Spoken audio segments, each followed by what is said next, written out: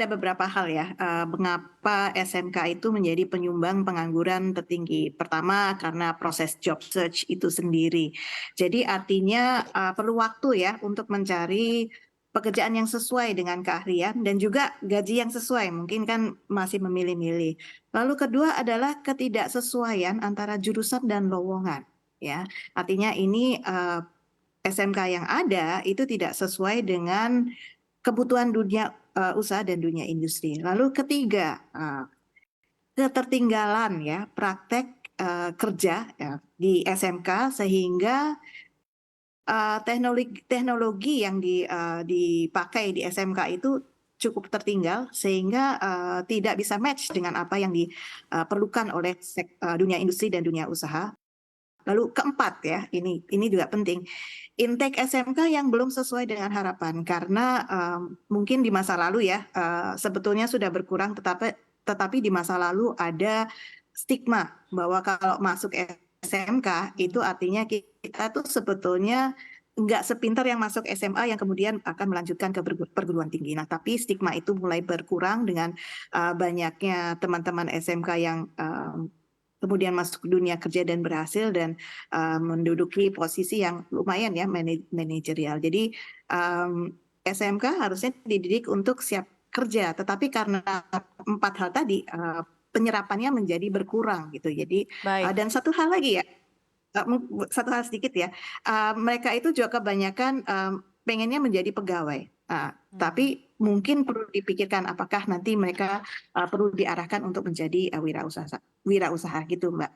Jadi ada ketidakcocokan antara jurusan dan juga kebutuhan kerja. Dunia industri memang picky juga dalam hal tamatan SMK karena dirasa lebih inferior dibandingkan SMA sendiri. Nah, dalam hal ini juga saya ingin bertanya mengenai komposisi. Pada nyatanya data menunjukkan tamatan SD ternyata akan malah menjadi angkatan kerja yang paling banyak dan paling sedikit dalam hal pengangguran di Indonesia.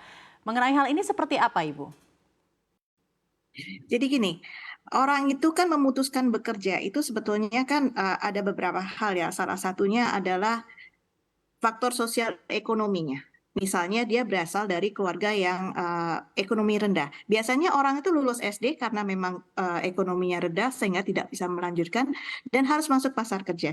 Jadi cepat bekerja apa saja yang ada lalu diterima gitu. Jadi artinya kalau kita melihat labor ya, pasar tenaga kerja salah satunya selain cepat bekerjanya juga apakah mereka bekerja di pekerjaan-pekerjaan yang decent yang memberikan upah yang cukup, lalu memberikan fringe benefit ya, asuransi kesehatan, misalnya BPJS atau kondisi kerja yang baik. Jadi uh, nggak hanya berhenti di cepat bekerja, tetapi bekerjanya di Apa mana gitu, saja? Steve. Baik, jadi karena alasan itu sendiri mengapa SD menjadi pengangguran yang paling rendah di antara tingkat seluruh pengangguran di Indonesia. Baik, dalam hal ini juga tadi Anda menyebut mengenai dunia usaha dan dunia industri yang memang lumayan memilih-milih antara tamatan SMK atau SMA dibandingkan diploma 1, diploma 2, dan diploma 3. Nah, apakah benar sebenarnya menurut Anda SDM di SMK sendiri tidak sesuai dengan kebutuhan di industri? Apa yang perlu diperbaiki ke depannya, Bu? Oke, yang perlu diperbaiki macam-macam ya. Tadi ketertinggalan. Kalau ketertinggalan tuh pasti ya, yang pendidikan, dunia pendidikan pasti tertinggal dibandingkan dunia usaha. Artinya satu, bagaimana memperbaikinya adalah mungkin memuluskan antara from school to work. Jadi misalnya melalui pemagangan. Dengan pemagangan itu artinya mereka sudah belajar sambil bekerja sehingga ketika mereka bekerja ya sudah sesuai gitu. Lalu kemudian pemetaan ya, dunia industri itu perlunya apa gitu. Jadi misalnya banyak dibuka SMK Tata Boga. Ya, tetapi yang dibutuhkan dunia industri bukan tata boga, jadi harus disesuaikan nanti perencanaannya dan sebagainya. Pak Adi Mahfud, ini tanggapan juga Pak, mungkin dari kacamata pengusaha sendiri, mengatakan tadi Bu Dwi ini sempat bilang dunia usaha dan dunia industri disebut agak-agak picky nih Pak, atau tidak terlalu ramah menyerap lulusan SMK. Tanggapannya seperti apa Pak? Terima kasih. Sesuai dengan apa tadi yang sudah disampaikan oleh Bu Dwi, kiranya juga kita bukan berarti tidak ramah, tidak. mungkin yang pertama kita sikapi bahwa kompetensi lulusan SMK belum link and match dengan kebutuhan kita, yaitu dunia industri, dunia usaha, dan dunia kerja kita. Lalu juga memang masih banyak kesenjangan kompetensi lulusan SMK maupun SLTA yang berjumlah kurang lebih 3,8 juta per tahun dengan kebutuhan dunia industri kita. Tentu juga yang tidak kalah pentingnya, tadi juga disinggung bahwa peralatan praktek di sekolah-sekolah ini tidak berimbang dengan perkembangan dunia industri.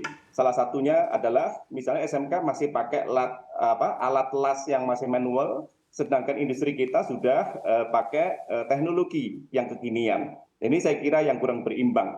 Untuk selanjutnya tentu kita juga pembinaan perilaku dan karakter lulusan kita itu belum banyak memahami budaya kerja. Sekali lagi budaya kerja untuk siap kerja di perusahaan, dan tentu materi pelajaran ini belum banyak dimasukkan ke dalam kurikulum SMK.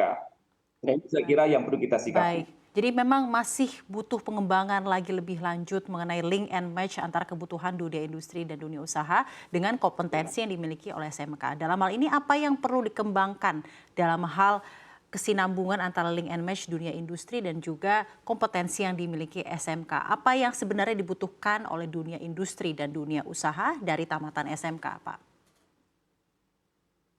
Ya, tentu yang pertama, mengapa lulusan ini kan banyak menganggur ya. Yang pertama kan jurusan SMK masih belum mengakomodir kebutuhan kompetensi dunia industri.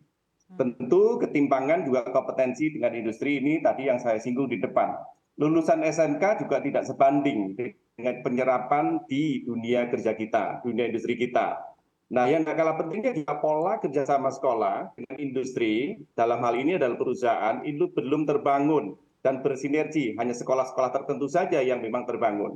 Tentu selanjutnya tentu kebijakan sekolah, yaitu sekolah merdeka, itu juga masih belum optimal pada pola PKL industri di perusahaan yang sesuai dengan kompetensinya.